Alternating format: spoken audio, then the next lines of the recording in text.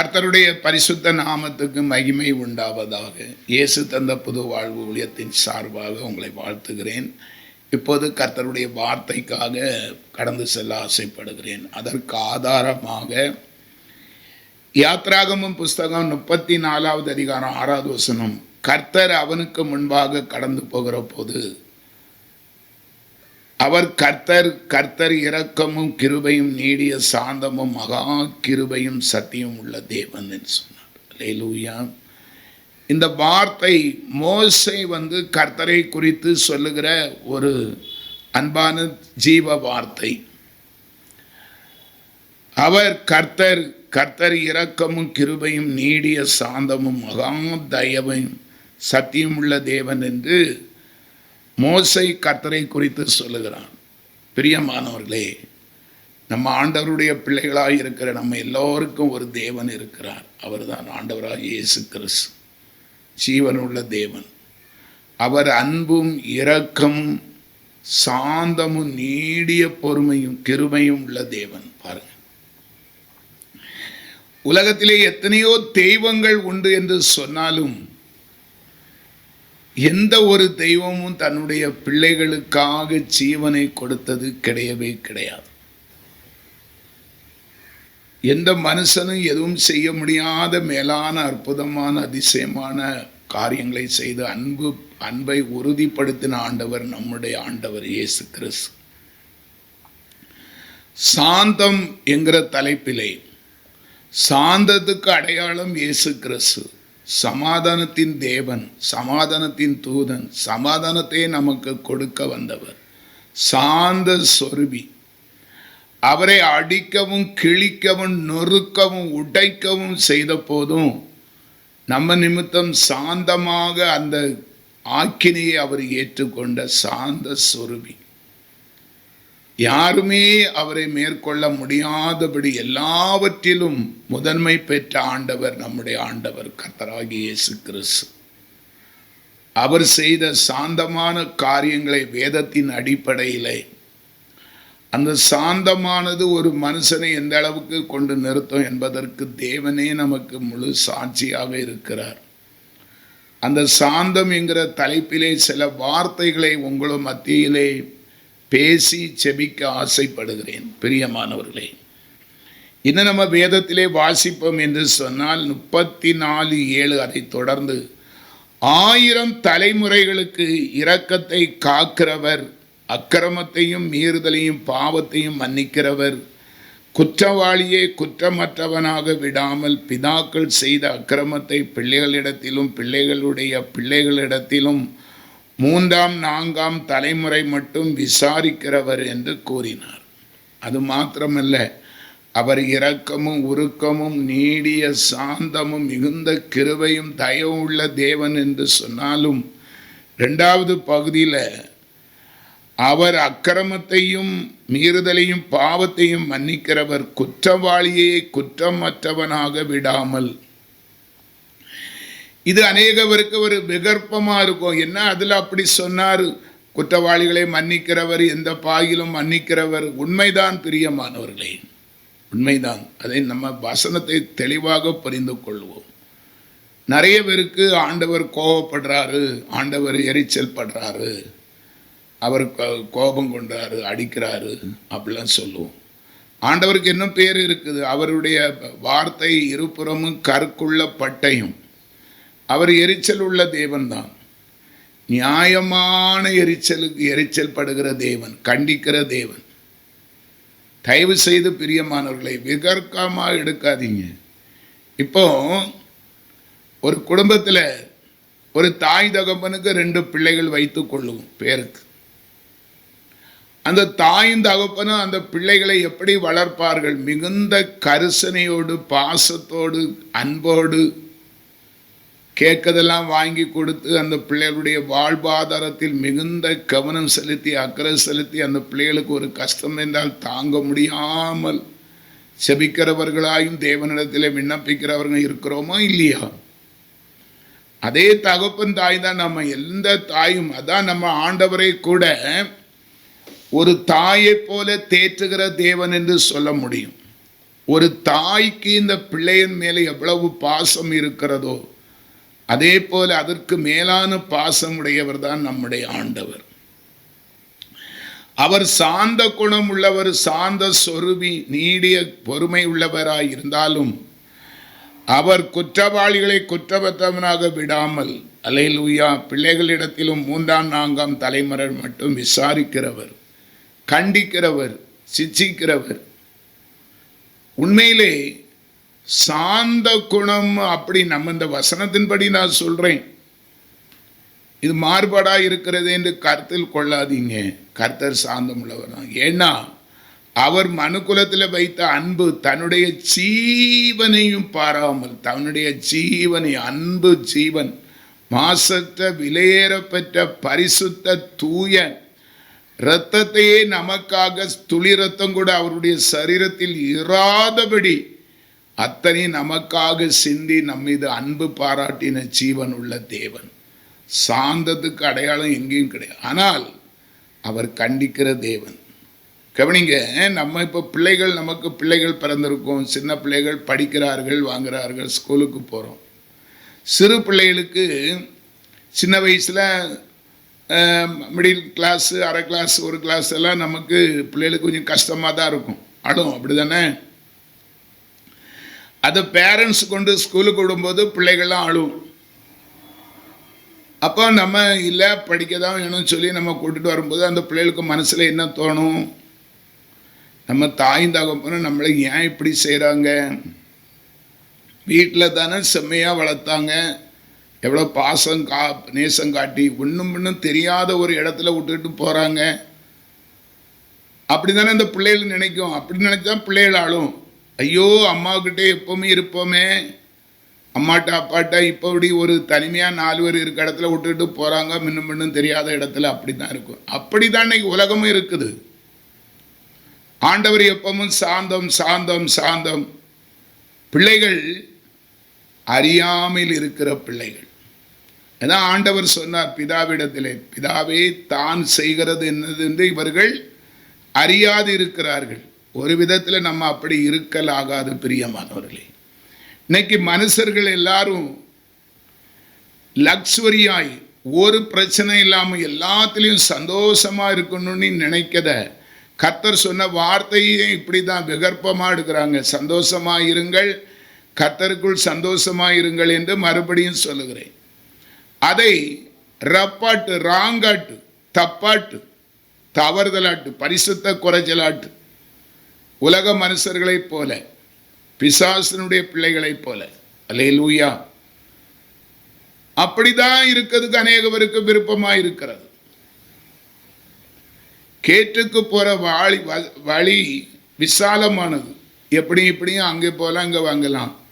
ஆனால் அற்ப சுகம் ஆபத்து, நிரந்தரமற்றது, அது பாவமானது, நியாயத்தீர்ப்புக்கு உட்படுத்தப்பட்டு வைக்கிறது. தயவு செய்து சிறு பிள்ளைகள் சிந்திக்கிறது போல நம்ம சிந்திக்கக்கூடாது. தாய் தகப்பன் சாந்த, எங்கள் அம்மா அப்பாலாம் ரொம்ப அன்பாக இருப்பாங்கன்னு அது நினச்சிருக்கோம், பிள்ளைகள் நினைக்கும். இப்போ ஸ்கூல் கொண்டு விட்டோன்னா அந்த மத்தியானம் வரைக்கும் ஒரே அழுகையாக தான் இருக்கும். ஆரம்பத்தில் அதுக்கு மனசுலலாம் அம்மாவுக்கு என்ன ஆச்சோ தெரியல, சமாதானமாய் சாந்தமாய் சந்தோஷமாய் நம்மளை வளர்த்த பிள்ளை தாய் தகப்பனுக்கு அப்படின்னு நினைக்கும். அப்படின்னு தான் இன்றைக்கும் அநேகவர் ஆண்டவரை குறித்து, ஆண்டவர் ஏன் அப்படி எரிச்சல் உள்ளவராக இருக்கிறாரு, ஏன் கோவப்படுகிறாரு, ஏன் சிச்சிக்கிறாரு, ஏன் தண்டிக்கிறாருன்னா, அந்த பிள்ளைகள் மனம் போல நம்ம விட முடியுமா? 4 வயசு 5 வயசு ஆனாலே படிப்பு அவசியம் இந்த உலகத்தில். அந்த பிள்ளைகளுடைய சுகவாழ்வு துளிர் விடுவதற்கு, பிள்ளைகள் நன்றாக இருப்பதற்காகத்தான் பேரண்ட்ஸ், பெற்றோர்கள் அந்த பிள்ளைகளை கட்டாய கல்விக்கு அனுப்புகிறார்கள். அதே போலத்தான் நம்முடைய ஆண்டவர் அவருடைய பிள்ளைகளாகிய நம்மை குறித்து யாருமே குற்றம் சாட்டக்கூடாது என்பது கர்த்தருடைய ஆசை. அவ்வளவாய் நம்மை நேசிக்கிறார், அதுதான் உண்மை. நான் நேசிக்கிறவர்களை கடிந்து கொண்டு சிச்சிக்கிறேன் எதுக்கு சொல்றார்? அவருடைய பிள்ளை, அவருடைய படைப்பில் உருவான பிள்ளைகள், பிறர் குற்றப்படுத்துவதையோ குறை சொல்வதையோ விரும்பாத தகப்பன் நம்முடைய ஆண்டவர். அவர் நம்மை அதிகமாய் நேசிக்கிறார். நம்மை அதிகமாய் நேசிக்கிறதுனால தான் நம்மை கடிந்து கொண்டு சிட்சிக்கிறார். பிள்ளைகளுடைய குற்றத்தை பிள்ளைகளுடைய தண்டியாமல் விட மாட்டேன். அல்லேலூயா. ஒருவேளை அந்த பிள்ளைகளை நம்ம படிப்புக்கு ஐயோ பிள்ளை அழுதுட்டானேன்னு சொல்லி அது பள்ளியிடத்தில் திருப்பி கூட்டிட்டு வருவோமா? கூட்டிட்டு வந்தாலும் அடுத்த நாள் கொண்டு விடுவோமா இல்லையா? இல்லை அந்த பிள்ளைகளுடைய படிப்பு போட்டு படிக்காட்டாலும் பரவாயில்ல நம்மக்கிட்டே இருக்கட்டும் நம்ம வைப்போமா? யாருமே அதை நினைக்க மாட்டோம். அதைத்தானும் ஆண்டவர் செய்கிறார். என் பிள்ளைகள் நன்றாக வளரணும், பரிசுத்த பிள்ளைகள், என்னுடைய சாயல். நம்ம அப்படி ஆண்டவரை மாதிரியாக ஆண்டவர் வாழ்ந்து காண்பித்தார். இயேசுவானவர். கொஞ்சம் யோசனை பண்ணி பாருங்க. பிலிப்பியர் 2வது அதிகாரத்தில் அவர் சிலுவை முடிவு பரியந்தம் தன்னுடைய பிறந்த நாள் முதல் மரணம் வரைக்கும் அவரிடத்துல ஒரு பழுது ஒரு பாவம் கூட யாராலும் சொல்ல முடியாதபடி 33 வயசு வாலிபர் வாழ்ந்து காண்பித்தாருங்க. அதே போலதான் அவருடைய சந்ததிகளும் இருக்க வேண்டும் என்பது நியாயமான உண்மைதானே. அதுல தான் ஆரம்பத்தில் இருந்தே நம்ம வலதுபுறம் இடதுபுறம் சாயாதபடி பின்னிட்டு பார்க்காதபடி சத்துரு கொண்டு வந்து படம் காணிக்கிற சைடு பிலிமுகளை பார்த்து வஞ்சித்து விடக்கூடாதுன்னு ஒரு அற்ப சுகத்துக்கு ஆசைப்பட்டு எங்கே ஏமாற்றப்பட்டு வஞ்சிக்க கூடாதுன்னு தான் ஆண்டவர் நம்மளை கட்டுப்பாட்டின் ஆவியானவர் கண்ட்ரோல் பண்ணி நடத்துகிறார். பிரியமானவர்களே, அதற்கும் இதற்கும் முடிச்சு போடாதீங்க. அவர் சாந்தம் உள்ளவர் தான், அதில் ஒரு மாற்றம் இல்லை. ஆனால் கண்டித்து வளர்க்குற பிள்ளை எப்படி இருக்கும்? ஆசீர்வாதமாக இருக்கும், லக்ஸரியாக இருக்கும், மேன்மையாக இருக்கும், நன்மை செய்கிற பிள்ளைகளாக இருக்கும். எனக்கு ஒரு ஊரில் 2 குடும்பத்தை தெரியும். ஒரு குடும்பம் ஏழை குடும்பம், ஒரு ஆட்டோ ஓட்டுநருடைய குடும்பம். அந்த குடும்பத்துக்கு 4 ஆம்பளை பிள்ளைகள். அதே ஊரில் இன்னொரு குடும்பம், கொஞ்சம் வசதி படைத்த குடும்பம். அவரும் ஒரு கவர்மெண்ட்டில் வேலை பார்க்குறாரு. 2 ஆண் பிள்ளைகள். 2 குடும்பத்திலும் பிள்ளைகள் வளர்ந்தார்கள். அந்த கொஞ்சம் வசதியான வீட்டு பிள்ளைகள் ரொம்ப செல்லமாக ரொம்ப செல்லமாக ரொம்ப செல்லமாக ரொம்ப செல்லமாக வளர்க்கப்பட்டார்கள். கேட்டதெல்லாம் வாங்கி கொடுப்பாங்க, ஒரு நாளாக விட மாட்டாங்க. எது கேட்டாலும் உடனே வாங்கி கொடுத்தாங்க. ஆனால் இந்த வீட்டு கஷ்டப்படுகிற பிள்ளைகள் 4 பிள்ளைகள், சின்ன பிள்ளைகள், 4 ஆம்பளை பிள்ளைகள் தான். அந்த சகோதரிலாம் ரொம்ப கண்டித்து வளர்ப்பாங்க. கண்டிச்சு எதுக்கு எடுத்தாலும் ஒழுங்காக ஸ்கூலுக்கு போகணும், சமயத்துக்கு போகணும். அதில் இருந்து எல்லா பழக்க வழக்கங்கள் எல்லாம் பாடம் படிக்கணும். அப்படி எல்லாம் ஒழுக்கம்படி இருக்கணும். எல்லாம் சின்ன வயசுலேயே கற்று. நான் அந்த ஊரில் கொஞ்ச நாள் கேபிள் வச்சுருந்தேன், அதனால் தெரியும். பாருங்கள், வருஷம் ஆனது, பிள்ளைகள் வளர்ந்தார்கள். இந்த வசதி குறைந்த வீட்டில் வளர்க்கப்பட்ட பிள்ளைகள் கண்டிதத்துடன், அதே நேரம் பாசமும் வைப்பாங்க, கண்டிப்பும் வச்சு சில நேரம் தண்டிக்கும், பிறம்பெடுத்து அடியும் கொடுத்து திருத்தி எடுத்து நல்ல 4 பிள்ளைகளும் நல்ல கவர்மெண்ட் வேலைக்கு போச்சு. நல்ல ஒழுக்கமாக ஆபீசர். கஷ்டப்பட்டாலும் நல்ல பிள்ளைகள் வளர்த்தவங்களை குறித்து, அந்த பேரண்ட்ஸை குறித்து அநேக பேர் ஆச்சரியப்பட்டார்கள். ஆனால் இன்னொரு குடும்பம், ஒரு கவர்மெண்டில் வேலை பார்த்த சகோதரருடைய 2 பிள்ளைகள், 2 பிள்ளைகளுமே ஊதாரித்தனமாய் போய்விட்டது. திருட்டு பிள்ளைகளாகிட்டு பாருங்க, திருட்டு பிள்ளைகள். ஒரு நாள் அந்த நபர் அந்த ஊருக்கு பஸ்ஸு யாரதுக்கு டியூட்டி முடிஞ்சு பணிக்கு போயிட்டு அங்கே வராரு. போலீஸ் காவல் நிற்கி அந்த 2 பிள்ளைகளை தேடி, அந்த 2 வாலிப பைக்கில் தேடி போலீஸ் ஏதோ ஒரு இடத்துல செல்லு ஏதோ களவண்டுட்டாங்களாம். அதுக்கு ரிப்போர்ட்டு கொடுத்ததுனால விசாரிக்காக வந்ததுக்கு ஊரில் இல்லை. இனி தகப்பனார் வேலை முடிஞ்சு இப்போ வருவார்னா அவர் வருகையை காத்திருந்து இவர் இறங்கினோடனே அதே பஸ்ஸில் ஏறுங்க, போலீஸ் ஸ்டேஷனுக்கு வாங்க, உங்கள் பிள்ளைகள் தப்பு செய்திருக்காங்க, கம்ப்ளைண்ட் வந்திருக்கு, உங்களை விசாரிக்கணும்னு சொல்லி. கொஞ்சம் யோசனை பண்ணி பாருங்கள். அது தகப்பன் எவ்வளோ வெட்கப்பட்டார் தெரியுமா? இன்னைக்கு எல்லாரும் பஸ் ஸ்டாப்பில் அநேகவர் நின்னாங்க. பிள்ளைகளால் பெற்றோர்கள் தலை குனியும். யார் அப்படி விரும்பும்? அறியாமைனாலே பிள்ளைகளை கண்டிக்க வேண்டிய அதே கண்டிக்க வேண்டிய இடத்துல கண்டிச்சிருந்தா அந்த பிள்ளைகள் இன்னைக்கு தவறு செய்யுது. அதே பக்கத்து வீட்டில் பக்கத்து தெருவில் தானே அந்த அந்த அந்த ஏழை பிள்ளைகள் வளர்ந்து இன்னைக்கு எவ்வளோ பேர். இதாங்க தயவு செய்து ஆண்டவர் சாந்த குணம் உள்ளவர்கள், சாந்த குணம் உள்ளவர்கள், கண்டிப்பாக சாந்த குணம் எல்லாருக்கும் இருக்கணும்.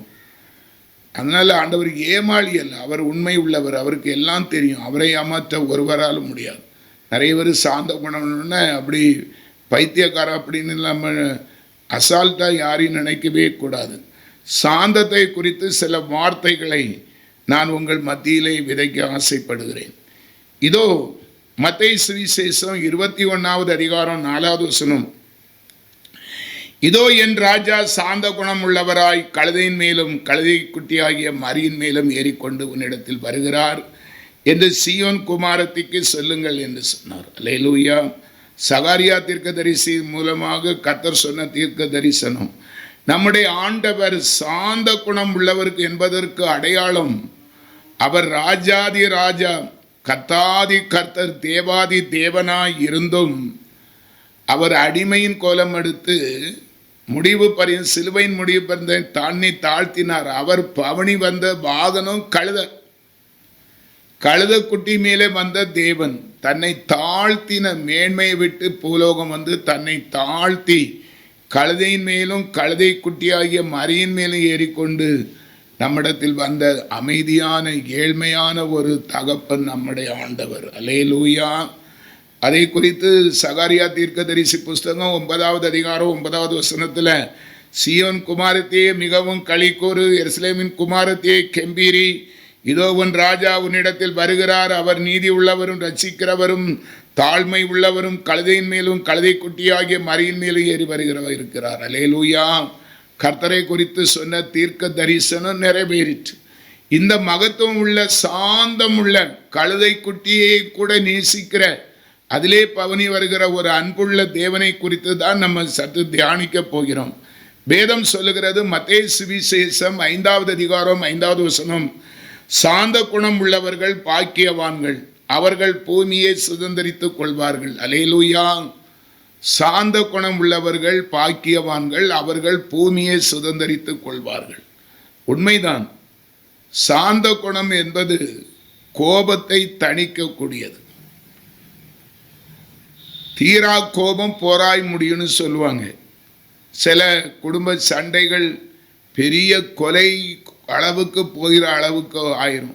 சின்ன விஷயம் நான் முன்னே சின்ன வயசில் பாட புஸ்தகத்தில் படித்த ஞாபகம் இருக்கிறது. ஒரு வீட்டுக்காரனுடைய கோழி அடுத்த வீட்டு வைக்கோர் போரில் போய் முட்டை விட்டு அதனால் அந்த ஒரு முட்டையினால் பிரச்சனை வந்து வைக்கப்படப்பெல்லாம் தீய வச்சு எரிச்சு அப்படிலாம் பாடத்தில் நான் படிச்சிருக்க ஞாபகம் இருக்குது. இன்றைக்கி நம்ம உலகத்தில் பார்க்குறோம், கோர்ட்டு கேஸுலாம் நீங்கள் பார்த்தீங்கன்னா ரொம்ப வித்தியாசமாக இருக்கும். எங்க கொலை கூட எப்படிங்க முடியுங்க? ஒரு சின்ன விஷயம் சாந்தம் இல்லாமல் தீரா கோபம் சாந்தத்துக்கு எதிர்ப்பதம் கோபம், அமைதிக்கு எதிர்ப்பதம் மூர்க்கம். அப்ப சாந்தமா இருக்கிற மனுஷர் பாக்கியவான், அவர்கள் பூமியை சுதந்தரித்துக் கொள்வார்கள். சரி, சின்ன விஷயம் தானே. இப்போ பாருங்க, என்னையே பாருங்க, நான் வந்து என்ன சொல்லுது, ஒரு வைராக்கியத்தினால அநேக பொருளை இழந்திருக்கிறேன். ஒரு சகோதரனோடு அந்த கேபிள் விஷயத்தில் சண்டை போட்டி கேபிள் வச்சு அது கோபக்காரன். அதாவது சாந்தவின் இடத்துல அறவே முன்னால் கிடையாது, சுத்தமாக கிடையாது. கோபத்தை காண்பிச்சு நம்ம தான் பெரிய ஆள், நம்ம ஏன் பிறருக்கு தணிஞ்சு போகணும், அவன் தான் அப்படியா நம்ம இப்படி அப்படி சொல்லலாம் பண்ணி நிறைய காசை தொலைத்தவன், நிறைய பணத்தை இழந்தவன். தீரா கோபம் போராய் முடியும். அப்போ அந்த சாந்த குணம் இல்லாதவன் என்ன செய்வான்? முன்கோபியா இருப்பான். அவனிடத்துல பொறுமை இருக்காது, நிதானம் இருக்காது, யோசிப்பு தன்மை இருக்காது, சகிப்புத்தன்மை இருக்காது, பொறுமை இருக்காது. ஒன்று சொன்னால் 10 சொல்லுவான். என்னத்தை பேசுறேன்னு சொல்லாமலே வாயில் விட்டுருவான், கோபத்தில் கையை நீட்டிடுவான். அது பெரிய பிரச்சனையாயிரும். கடைசி அறுது ஒரு பெரிய கொலையில் கூட போய் முடிவதற்கு பணம் செலவு, கோர்ட்டு கேஸு இப்படியாய்ப்பட்ட அநேக காரியங்களில் நம்மளை கொண்டு சேர்த்து விடும் பாருங்க. அவன் எப்படி பூமியை சுதந்திரித்துக் கொள்ள முடியும்? நிம்மதி இருக்குமா? சின்ன ஒரு விஷயம் சண்டை இழுத்து, உதாரணத்துக்கு நான் முன்னால் டிரான்ஸ்போர்ட்டில் வேலை செய்து இருக்கும்போது சென்னை வண்டி எக்மோரில் பஸ்ஸு டிக்கெட்டுக்கு நம்ம ஆள் சேர்த்து கொண்டு விட்டுருக்கணும். எக்மோரில் அந்த வண்டி நிற்கும், ஆள் ஏற்றிட்டு வரும். ஒரு நபர் வந்து ஒரு டிக்கெட் கேட்டார். நாங்கள் கொடுத்தோம், நானும் கண்டக்டர் சேர்ந்து. அவர் சொன்னார், பஸ் எத்தனை மணிக்கு போகும்? 3:30க்கு போகும். இன்னும் ஒரு 20 நிமிஷம் இருக்கலாம், நான் கடையில் போய் ஒரு டீ சாப்பிட்டுட்டு வரேன்னு சொல்லி போனார். ஒரு சீட்டு போட்டுருங்க, நான் வந்துடுவேன், கரெக்டாக 3:30க்கு வந்துடுவேன். போனவர் 20 நிமிஷம் ஆச்சு, வர்ற காணல.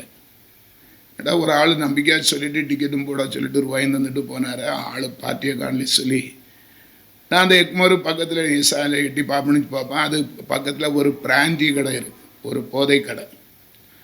அங்கே போய் பயங்கர சண்டை. இவரை பிடிச்சி போலீஸ்காரங்க போலீஸ் ஜீப்பில் ஏற்றுறாங்க.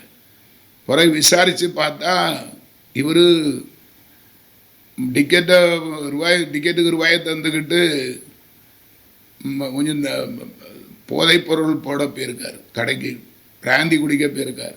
குடிக்க போன இடத்துல 2 பேருக்குள்ளே சண்டை வந்துட்டு, ஒரு ஆள் கொஞ்சம் ஏதோ பிராந்தியோ சோடாவோ வாங்கினதில் சண்டை வந்து இவர் கொஞ்சம் முன்கோபி. அவர் ஒன்று சொன்னார் போலுக்கு, இவரும் சடார்னு செவிட்டில் அடிச்சிட்டார் ஒரு கோபத்தில். அந்த ஆள் தான் தப்பு செய்தார். இவரும் கோபத்தில் ஒரு பொறுமை இல்லாமல் சரி போட்டுன்னு நினைக்காம நிதான சாந்தம் இல்லாமல் அடிச்சிட்டார். அந்த மனுஷனும் தப்பு செய்த மறந்து அந்த போதையில் இருந்தனால இடுப்பில் இருந்த கத்தியை எடுத்து வயிற்றில் குத்திவிட்டார். இவர் டிக்கெட்டு போட்டு இருந்தவர் அங்கே தண்ணி அடித்து வயிற்றில் குத்து காயத்தோடு ஒரு வண்டியில் ஏற்றுறாங்க. என்ன பரிதாபம் பாருங்க. இதான் சாந்த குணம் உள்ளவன் பாக்கியவான், அவன் பூமியை சுதந்திரித்துக் கொள்வான். சரி, கடைக்கு குடிக்க போனார். அவர் சோடா கேட்டாரோ எதை கேட்டாரோ, சரி அப்படி அட்ஜஸ்ட் பண்ணி சமாதானத்தை சாந்தமாக வந்திருந்தா அவர் அந்த பிரச்சனையே அவருக்கு வந்திருக்காது. அல்லேலூயா.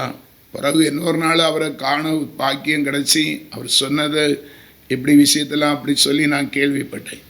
எனக்கு அன்பானவர்களே, வேதத்தை நம்ம வாசித்து பார்ப்போம் என்று சொன்னால் சங்கீதம் 22:26, சாந்த குணம் உள்ளவர்கள் புசித்து திருப்தி அடைவார்கள், கர்த்தரை தேடுகிறவர்கள் அவரை துதிப்பார்கள், உங்கள் இருதயம் என்னென்றைக்கும் வாழும். அல்லேலூயா. சாந்த குணம் உள்ளவர்கள் புசித்து, அவன் தான் நிம்மதியாக இருக்க முடியும். எரிச்சலையும் கோபத்தையும், சின்ன கோபத்தை வளர்த்து சண்டையை உருவாக்கி அதே நினச்சி நிம்மதியாக குடிக்க முடியுமா? புசிக்க முடியுமா? அல்லேலூயா. கர்த்தரை தேடுகிறவர்கள் அவரை துதிப்பார்கள். உண்மையிலே பிரியமானவர்களே, நான் இப்படி பேசுகிறேன், முன்கோபி, நிறைய முன்கோபம். நான் அப்படி சொன்னோம்ல, அந்த கேபிள் விஷயம் இதெல்லாம் செய்து நிறைய லட்சத்தெல்லாம் தொலைச்சி நிறைய நஷ்டப்பட்டு அம்மா சேர்த்து வச்ச பணத்தை எல்லாம் இல்லாமல் ஆக்கி அப்படி இப்படியெல்லாம் செலவழித்தவன். ஆனால் கர்த்தரை தேடுகிறவர்கள் அவரை துதிப்பார்கள். இன்றைக்கி அப்படியெல்லாம் ஒரு பிரச்சனையும் கிடையாது. கோபமும் வராது, ஒன்றும் வராது. சண்டை பிடிக்கிறவனும் கிடையாது. சாந்த சொரூபியா, அவருடைய சாயல்.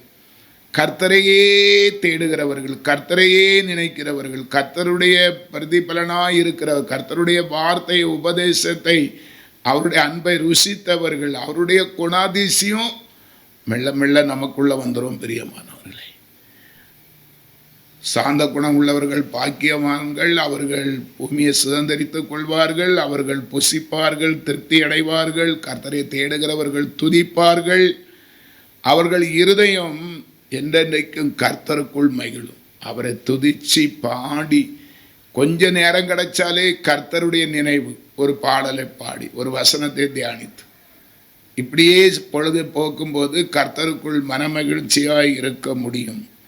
சங்கீதத்தின் புஸ்தகம் 25வது சங்கீதம் 9வது வசனம், சாந்த குணம் உள்ளவர்களை நியாயத்திலே நடத்தி சாந்த குணம் உள்ளவர்களுக்கு தமது வழியை போதிக்கிறார். எந்த ஒரு மனுஷன் பொறுமையை, நிதானத்தை, சாந்தத்தை கையாளுகிறானோ அவன்தான் தேவ சாயலாய் இருக்க முடியும். கர்த்தர் எங்கேயாவது சண்டை போட்டிருக்காரா, எங்கேயாவது கூக்குரல் இட்டிருக்கிறாரா, எங்கேயாவது ஆர்ப்பரித்திருக்க, அமைதியாக இருப்பார். சாந்த சொருபி. அவரை அடிக்கவும் கிழிக்கவும், அவரை காரி துப்பவும், முள்முடி சூட்டவும், பரியாசம் பண்ணவும் இருந்தப்புறம் அவர் என்ன கலாட்டா பண்ணவும் இல்லை, சத்தம் போடவும் இல்லை, அமைதியாக இருந்தார் என்று வேதம் சொல்லுகிறது. பிரியமானவர்களே, எண்ணாகமம் புஸ்தகம் 12வது அதிகாரம் 3வது வசனம், மோசையானவன் பூமியில் உள்ள சகல மனிதரிலும் மிகுந்த சாந்த குணம் உள்ளவனாய் இருந்தான். அல்லேலூயா. இந்த மோசையை குறித்து கர்த்தர் சாட்சி பகிர்றார் பாருங்க. கர்த்தர் சாட்சி பகிர்றார், மோசை எனக்கு எங்கும் உண்மை உள்ளவன். அப்படி ஒவ்வொரு மனுஷரை குறித்தும் தேவனாகிய கர்த்தர் சாட்சி சொல்ல வேண்டும். அந்த ஒரு வாழ்க்கை நம்ம கண்டிப்பாக வாழ வேண்டும். அதுதான் கர்த்தர் நம்மை மகிமைப்படுத்துகிற வார்த்தை. தேவன் நம்மை மகிமைப்படுத்துவார். வேதத்தை வாசித்து பாருங்கள். ரோமர் 8:30 நினைக்கிறேன். யாரை முன் குறித்தாரோ அழைத்திருக்கிறார், யாரை அழைத்தாரோ அவர்களை நீதிமானாக்கி இருக்கிறார், யாரை நீதிமான ஆக்கினாரோ அவர்களை தேவன் மகிமைப்படுத்தி இருக்கிறார். அல்லேலூயா. ஆமாம் ஆமாம், அல்லேலூயா. நம்மை குறித்து மோசே அவனுடைய வாழ்வாதாரத்தில் அப்படி அவன் நடப்பதற்கு காரணம், அவன் ஒரு அரமனை வாசியாய் வளர்ந்து, அவன் எபிரேயன்தான், இளைய சகோதரியுடைய மகன்தான், ஆனாலும் அவன் வளர்ந்த விதம் அரமனை வாசி. நைல் நதியிலே கண்டெடுக்கப்பட்டு பாபிலோன் குமாரத்தியால் வளர்க்கப்பட்டு உலக ஆசீர்வாதத்திலே மேன்மையாக்கப்பட்டு அதிலேயே தன்னுடைய வாழ்க்கை வாழ்ந்தவன் தான். ஆனால் அவன் தன்னுடைய பிறப்பை அறிந்த போது மேன்மையை விட்டு தாழ்மைக்கு தன்னை திருப்பி கர்த்தருடைய பிள்ளைகளாக வாழவே விரும்பின மோசை. எல்லாவற்றிலும் அவன் உண்மை உள்ளவன், அவன் நீதி உள்ளவன், தேவனுக்கு பயப்படுகிறவன். எங்கே வாழ்ந்தாலும் எப்படி இருந்தாலும் கர்த்தருடைய தாசனாகவே இருக்கணும், ஆண்டவருடைய பிள்ளையாகவே இருக்கணும் என்று சொல்லி அவன் எடுத்த தீர்மானத்தின்படி அவன் வாழ்க்கையை அமைத்து கொண்டதுனால தான் ஆண்டவராகிய தேவன் மோசையை குறித்து சாட்சி கொடுக்கிறார். அல்லேலூயா. ஆமாம், மோசையை குறித்து, மோசையானவன் பூமியில் உள்ள சகல மனிதரிலும் மிகுந்த சாந்த குணம் உள்ளவன் என்று சொல்லி. இனி பாருங்க, சங்கீதத்தின் புஸ்தகம் 149வது சங்கீதம் 4வது வசனம், கர்த்தர் தம்முடைய ஜனத்தின் மேல் பிரியம் வைக்கிறார், சாந்த குணம் உள்ளவர்களை இரட்சிப்பினால் அலங்கரிப்பார். அல்லேலூயா. அடுத்த சாந்த குணம் உள்ளவர்களை கர்த்தர் என்ன மதிப்பில் கொண்டு இரட்சிப்பினால் அலங்கரிப்பார், இரட்சிப்பை கட்டளையிடுவார். இரட்சிப்பு கர்த்தருடையது. அல்லேலூயா. எல்லாரும் இன்னைக்கு ஆண்டவர் ரட்சிக்க பண்ணியிருக்காருன்னு சொல்கிறோம். ஆனால் உண்மையான ரட்சிப்பு கர்த்தர் தான் சொல்லணும், அவர் தான் வெளிப்படுத்துவார். அல்லேலூயா. சாந்த குணம் உள்ளவர்களைத்தான் கர்த்தர் தேடி பார்த்து ரட்சிப்பார். அவங்களுக்கு தான் பொறுமை, நிதானம், ஒரு கர்த்தருடைய ஊழியத்தை செய்யறதுக்கு வாஞ்சை, ஆசை, உலக சிற்றின்பங்கள் மேல் அதிகமாய் நோட்டம் இராது, அந்த விட்டு கொடுக்கிற தன்மை இருக்கும், சகிப்பு தன்மை இருக்கும், பொறுமை இருக்கும், நிதானம் இருக்கும், சாந்தம் இருக்கும். அப்படியாய்ப்பட்டவர்களைத்தான் ஆண்டவர் தேடி பார்த்து ரட்சிப்பார். பிரியமானவர்களை, அதுதான் ஒரு மெய்யான ரட்சிப்பு என்று கூட சொல்லலாம். இன்னும் நம்ம வேதத்திலே வாசிப்போம் என்று சொன்னால், நீதிமொழிகள் 15வது அதிகாரம் 18வது வசனம், கோபக்காரன் சண்டையை எழுப்புகிறான், நீடிய சாந்தம் உள்ளவனோ சண்டையை அமர்த்துகிறான். அல்லேலூயா. இது நாம் சொன்னது போல, கோபக்காரனோ சண்டையை எழுப்புகிறான், நீடிய சாந்தம் உள்ளவனோ. அல்லேலூயா, சோத்திரம். எப்படியாய்ப்பட்ட பிரச்சனையும் நீங்கள் பொறுமையாக இருந்து பாருங்க, 4 வார்த்தை படபடன்னு எதிராளி பேசுவாங்க. அல்லேலூயா, சோத்திரம் சோத்திரம். ஆமாம், நம்ம பொறுமையாக இருந்தோம்னா பேசி பார்த்து அவங்களுக்கே ஒரு சலிப்பாயிரும். ஆமாம், பாவம், இந்த ஆள் எவ்வளோ பொறுமையாக இருக்கிறாரு, நம்ம இவ்வளவு திட்டின பிறகும் என்ன, அவர் என்ன செய்யலை, கோபப்படவே இல்லை. அல்லேலூயா. குடும்பத்தில் கூட அப்படி தான், கணவன் மனைவி சொந்த பந்தங்கள் சண்டை வரும்போது ஒருவர் கொஞ்சம் டென்ஷன் ஆகி ஓவராக பேசும்போது ஒரு ஆள் கொஞ்சம் பேச்சை குறைச்சாலே சாந்த குணமாய் பொறுமையாய் பேசாமல் இருந்தாலே சண்டைங்க இருக்காது. ஆமாம், 4 வார்த்தை படபட நீ கணவனாலும் சரி, மனைவியாக இருந்தாலும் சரி, பிள்ளையாக இருந்தாலும் சரி, தாயாக இருந்தாலும் சரி, மாமியாராக இருந்தாலும் சரி, மருமகளாக இருந்தாலும் சரி, யாராக இருந்தாலும் கொஞ்சம் டென்ஷனாக ஓவராக பேசுகிறவங்கள சரி பேச விட்டுறணும். விட்டு பாருங்க. ஆண்டவரே சொல்லியிருக்கிறார், பேசுவதற்கு குறைவாகவும் கேட்பதற்கு தீவிரமாயும் இருங்கள். எதிராளி பேசட்டும் சொல்லி கேட்பதற்கு தீவிரமாக இருக்கணுமா? எதிர்த்து பேசாதபடி பேசாமல் இருக்கிறவனும் ஞானி என்று சொல்வான் எண்ணப்படுவான் என்று வேதம் சொல்லுகிறது. ஞானம் எதிலே விளங்கும்? பேச்சில் நம்ம பேச்சை குறைக்கும் போதே ஞானம் வந்துடும். அமைதியாக சமாதானமாய் அவர்களை பேச விட்டு நம்ம கேட்கும் போதே நம்ம ஞானிகள் என்று அறியப்படப்படும். வேதம் தெளிவாக சொல்லுகிறது, கோபக்காரன் சண்டை எழுப்புகிறான், நீடிய சாந்தம் உள்ளவனும் சண்டையை அமர்த்துகிறான் என்ன பாருங்க. அதே நீதிமொழிகள் 16வது அதிகாரம் 32வது வசனம், பலவானை பார்க்கிலும் நீடிய சாந்தம் உள்ளவன் உத்தமன், பட்டணத்தை பிடிக்கிறவனை பார்க்கிலும் தன் மனதை அடக்குகிறவன் உத்தமன். அல்லேலூயா, சோத்திரம். கர்த்தர் நல்லவர். அல்லேலூயா. பிரியமானவர்களே, எல்லா விதத்திலும் ஆண்டவர் அந்த அவரை பிடிச்சி கொலை செய்வதற்கு சும்மா விசாரணைங்கிற போர்வையில் பரியாசக்காரர்கள் என்ன நீ இன்னும் ஒன்றும் சொல்ல மாட்டியா அப்படி இப்படியெல்லாம் சொல்லி வெறுப்பு ஏற்றினாலும் கர்த்தர் அமைதியாகவே இருந்தார். நீடிய அமைதி.